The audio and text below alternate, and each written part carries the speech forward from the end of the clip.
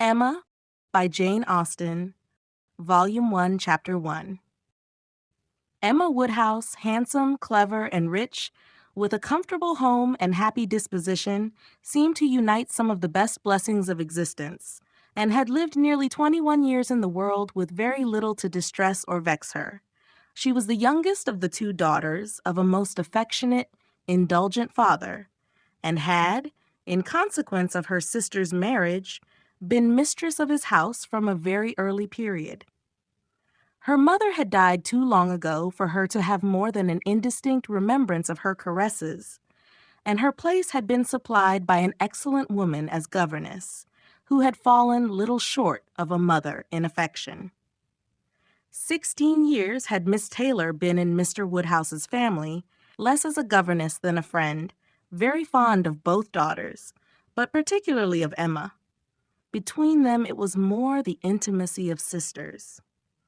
Even before Miss Taylor had ceased to hold the nominal office of governess, the mildness of her temper had hardly allowed her to impose any restraint, and the shadow of authority being now long passed away, they had been living together as friend and friend, very mutually attached, and Emma doing just what she liked, highly esteeming Miss Taylor's judgment, but directed chiefly by her own. The real evils, indeed, of Emma's situation were the power of having rather too much her own way, and a disposition to think a little too well of herself. These were the disadvantages which threatened alloy to her many enjoyments. The danger, however, was at present so unperceived that they did not by any means rank as misfortunes with her. Sorrow came, a gentle sorrow, but not at all in the shape of any disagreeable consciousness. Miss Taylor married. It was Miss Taylor's loss which first brought grief. It was on the wedding day of this beloved friend that Emma first sat in mournful thought of any continuance. The wedding over, and the bride people gone, her father and herself were left to dine together, with no prospect of a third to cheer a long evening. Her father composed himself to sleep after dinner, as usual, and she had then only to sit and think of what she had lost. The event had every promise of happiness for her friend. Mr. Weston was a man of unexceptionable character, easy fortune, suitable age, and pleasant manners, and there was some satisfaction in considering with what self-denying, generous friendship she had always wished and promoted the match. But it was a black morning's work for her. The want of Miss Taylor would be felt every hour of every day. She recalled her past kindness, the affection of 16 years, how she had taught and how she had played with her from 5 years old, how she had devoted all her powers to attach and amuse her in health, and how nursed her through the various illnesses of childhood. A large debt of gratitude was owing here, but the intercourse of the last 7 years, the equal footing and perfect unreserve which had soon followed Isabella's marriage, on their being left to each other, was yet a dearer, tenderer recollection. She had been a friend and companion such as few possessed, intelligent, well-informed, useful, gentle, knowing all the ways of the family, interested in all its concerns, and peculiarly interested in herself, in every pleasure, every scheme of hers, one to whom she could speak every thought as it arose, and who had such an affection for her as could never find fault. How was she to bear the change? It was true that her friend was going only half a mile from them, but Emma was aware that great must be the difference between a Mrs. Weston, only half a mile from them, and a Miss Taylor in the house, and with all her advantages, natural and domestic, she was now in great danger of suffering from intellectual solitude. She dearly loved her father, but he was no companion for her. He could not meet her in conversation, rational or playful. The evil of the actual disparity in their ages, and Mr. Woodhouse had not married early, was much increased by his constitution and habits, for having been a valetudinarian all his life, without activity of mind or body, he was a much older man in ways than in years. And though everywhere beloved for the friendliness of his heart and his amiable temper, His talents could not have recommended him at any time. Her sister, though comparatively but little removed by matrimony, being settled in London, only 16 miles off, was much beyond her daily reach, and many a long October and November evening must be struggled through at Hartfield before Christmas brought the next visit from Isabella and her husband and their little children to fill the house and give her pleasant society again. Highbury, the large and populous village, almost amounting to a town, to which Hartfield, in spite of its separate lawn and shrubberies and name, did really belong, afforded her no equals. The Woodhouses were first in consequence there. All looked up to them. She had many acquaintances in the place, for her father was universally civil, but not one among them who could be accepted in lieu of Miss Taylor for even half a day. It was a melancholy change, and Emma could not but sigh over it and wish for impossible things till her father awoke and made it necessary to be cheerful. His spirits required support. He was a nervous man, easily depressed, fond of everybody that he was used to, and hating to part with them, hating change of every kind. Matrimony, as the origin of change, was always disagreeable, and he was by no means yet reconciled to his own daughter's marrying, nor could ever speak of her but with compassion, though it had been entirely a match of affection when he was now obliged to part with Miss Taylor too. And from his habits of gentle selfishness, and of being never able to suppose that other people could feel differently from himself, he was very much disposed to think Miss Taylor had done as sad a thing for herself as for them, and would have been a great deal happier if she had spent all the rest of her life at Hartfield. Emma smiled and chatted as cheerfully as she could to keep him from such thoughts, but when tea came, it was impossible for him not to say exactly as he had said at dinner, "Poor Miss Taylor! I wish she were here again. What a pity it is that Mr. Weston ever thought of her." "I cannot agree with you, Papa. You know I cannot. Mr. Weston is such a good-humored, pleasant, excellent man that he thoroughly deserves a good wife. And you would not have had Miss Taylor live with us forever, and bear all my odd humors when she might have a house of her own." A house of her own. But where is the advantage of a house of her own? This is 3 times as large, and you have never any odd humors, my dear. How often we shall be going to see them, and they coming to see us. We shall be always meeting. We must begin. We must go and pay wedding visit very soon. My dear, how am I to get so far? Randalls is such a distance. I could not walk half so far. No, Papa, nobody thought of your walking. We must go in the carriage, to be sure. The carriage? But James will not like to put the horses to for such a little way, and where are the poor horses to be while we are paying our visit? They are to be put into Mr. Weston's stable, Papa. You know we have settled all that already. We talked it all over with Mr. Weston last night, and as for James, you may be very sure he will always like going to Randalls, because of his daughter's being housemaid there. I only doubt whether he will ever take us anywhere else. That was your doing, Papa. You got Hannah that good place. Nobody thought of Hannah till you mentioned her. James is so obliged to you. I am very glad I did think of her. It was very lucky, for I would not have had poor James think himself slighted upon any account. And I am sure she will make a very good servant. She is a civil, pretty-spoken girl. I have a great opinion of her. Whenever I see her, she always curtsies and asks me how I do, in a very pretty manner. And when you have had her here to do needlework, I observe she always turns the lock of the door the right way and never bangs it. I am sure she will be an excellent servant, and it will be a great comfort to poor Miss Taylor to have somebody about her that she is used to see. Whenever James goes over to see his daughter, you know, she will be hearing of us. He will be able to tell her how we all are. Emma spared no exertions to maintain this happier flow of ideas, and hoped, by the help of backgammon, to get her father tolerably through the evening, and be attacked by no regrets but her own.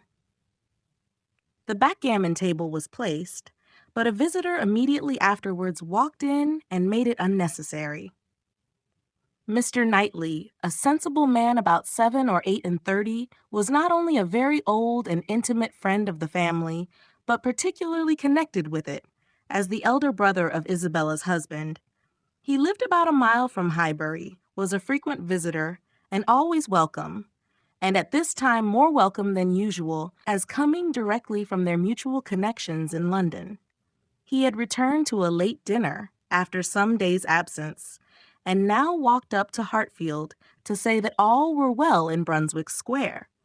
It was a happy circumstance, and animated Mr. Woodhouse for some time. Mr. Knightley had a cheerful manner which always did him good, and his many inquiries after poor Isabella and her children were answered most satisfactorily. When this was over, Mr. Woodhouse gratefully observed, "It is very kind of you, Mr. Knightley, to come out at this late hour to call upon us. I am afraid you must have had a shocking walk." "Not at all, sir. It is a beautiful moonlight night, and so mild that I must draw back from your great fire. But you must have found it very damp and dirty. I wish you may not catch cold." "Dirty, sir? Look at my shoes. Not a speck on them. Well, that is quite surprising, for we have had a vast deal of rain here. It rained dreadfully hard for half an hour while we were at breakfast. I wanted them to put off the wetting. By the by, I have not wished you joy. Being pretty well aware of what sort of joy you must both be feeling, I have been in no hurry with my congratulations. But I hope it all went off tolerably well. How did you all behave? Who cried most?" "Ah, poor Miss Taylor. 'Tis a sad business." "Poor Mr. and Miss Woodhouse, if you please. But I cannot possibly say poor Miss Taylor. I have a great regard for you and Emma, but when it comes to the question of dependence or independence, at any rate, it must be better to have only one to please than two. Especially when one of those two is such a fanciful, troublesome creature," said Emma playfully. "That is what you have in your head, I know, and what you would certainly say if my father were not by." "I believe it is very true, my dear, indeed," said Mr. Woodhouse, with a sigh. "I am afraid I am sometimes very fanciful and troublesome." "My dearest papa, you do not think I could mean you, or suppose Mr. Knightley to mean you. What a horrible idea! Oh, no, I meant only myself. Mr. Knightley loves to find fault with me, you know, in a joke. It is all a joke. We always say what we like to one another." Mr. Knightley, in fact, was one of the few people who could see faults in Emma Woodhouse, and the only one who ever told her of them.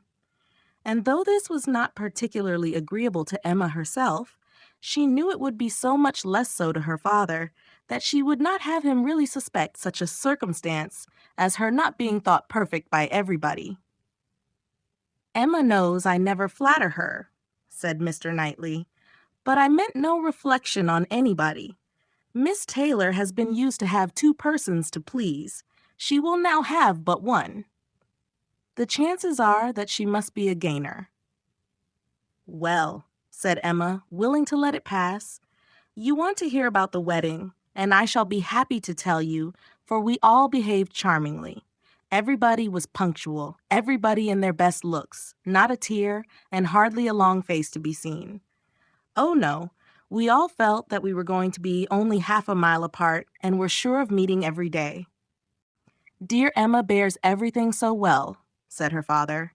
"But, Mr. Knightley, she is really very sorry to lose poor Miss Taylor, and I am sure she will miss her more than she thinks for."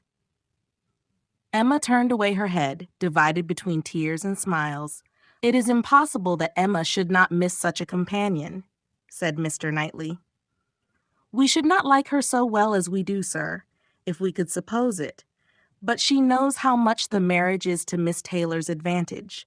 She knows how very acceptable it must be, at Miss Taylor's time of life, to be settled in a home of her own, and how important to her to be secure of a comfortable provision, and therefore cannot allow herself to feel so much pain as pleasure. Every friend of Miss Taylor must be glad to have her so happily married."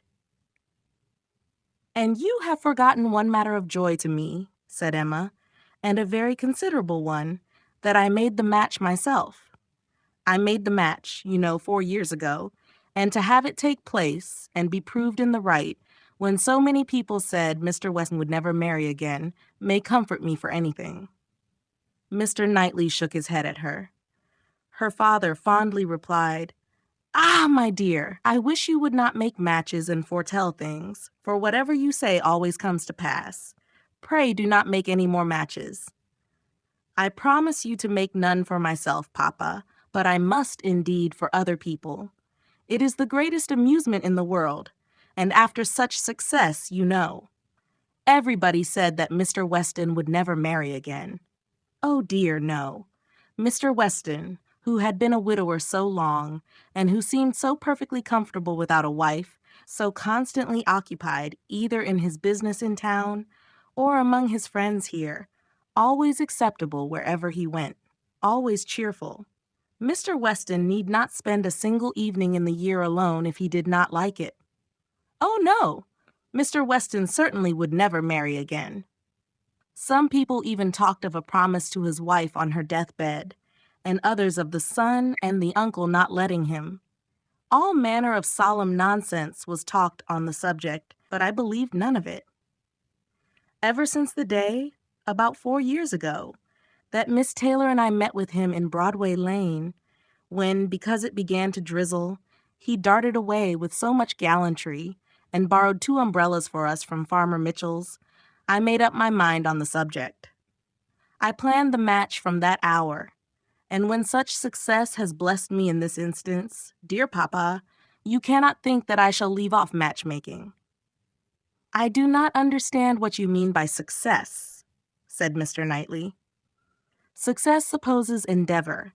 Your time has been properly and delicately spent if you have been endeavoring for the last 4 years to bring about this marriage, a worthy employment for a young lady's mind. But if, which I rather imagine, you're making the match, as you call it, means only you're planning it, you're saying to yourself one idle day, I think it would be a very good thing for Miss Taylor if Mr. Weston were to marry her, and saying it again to yourself every now and then afterwards, why do you talk of success? Where is your merit? What are you proud of? You made a lucky guess, and that is all that can be said. And have you never known the pleasure and triumph of a lucky guess? I pity you. I thought you cleverer. For depend upon it, a lucky guess is never merely luck. There is always some talent in it. And as to my poor word, success, which you quarrel with, I do not know that I am so entirely without any claim to it. You have drawn 2 pretty pictures, but I think there may be a third, a something between the do-nothing and the do-all. If I had not promoted Mr. Weston's visits here, and given many little encouragements, and smoothed many little matters, it might not have come to anything after all. I think you must know Hartfield enough to comprehend that. A straightforward, open-hearted man like Weston, and a rational, unaffected woman like Miss Taylor, may be safely left to manage their own concerns. You are more likely to have done harm to yourself than good to them by interference. Emma never thinks of herself if she can do good to others, rejoined Mr. Woodhouse, understanding but in part. But, my dear, pray do not make any more matches. They are silly things, and break up one's family circle grievously. Only one more, Papa. Only for Mr. Elton. Poor Mr. Elton. You like Mr. Elton, Papa. I must look about for a wife for him. There is nobody in Highbury who deserves him, and he has been here a whole year and has fitted up his house so comfortably that it would be a shame to have him single any longer. And I thought when he was joining their hands today, he looked so very much as if he would like to have the same kind office done for him. I think very well of Mr. Elton, and this is the only way I have of doing him a service. Mr. Elton is a very pretty young man, to be sure, and a very good young man, and I have a great regard for him. But if you want to show him any attention, my dear, ask him to come and dine with us some day. That will be a much better thing. I dare say Mr. Knightley will be so kind as to meet him. With a great deal of pleasure, sir, at any time, said Mr. Knightley, laughing, and I agree with you entirely that it will be a much better thing. Invite him to dinner, Emma, and help him to the best of the fish and the chicken, but leave him to choose his own wife. Depend upon it, a man of 6 or 7 and 20 can take care of himself.